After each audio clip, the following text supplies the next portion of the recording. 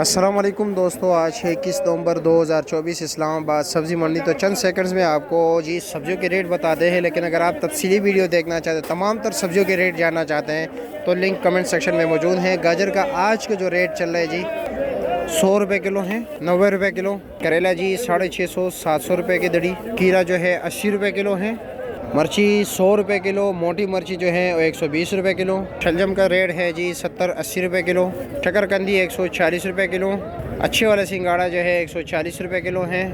अचार मूली 300 रुपये किलो। कच्ची हल्दी जो है भाई 1200 रुपये की दड़ी है और 250 रुपये पर केजी है। फूल गोभी 90 रुपये किलो से लेकर 120 रुपये किलो तक रेट चल रहा है। गोल्ड बैंगन भाई 100 और 80 रुपये किलो। चुकंदर जो है 100 रुपये किलो है। छली सिर्फ और सिर्फ आप लोगों को मिलेगी भाई 60 रुपये किलो जी। देसी बैंगन भी आया हुआ है और सामने जो आप देख रहे हैं वो भी 100 रुपये किलो है। ये वाला जी 80 रुपये किलो है।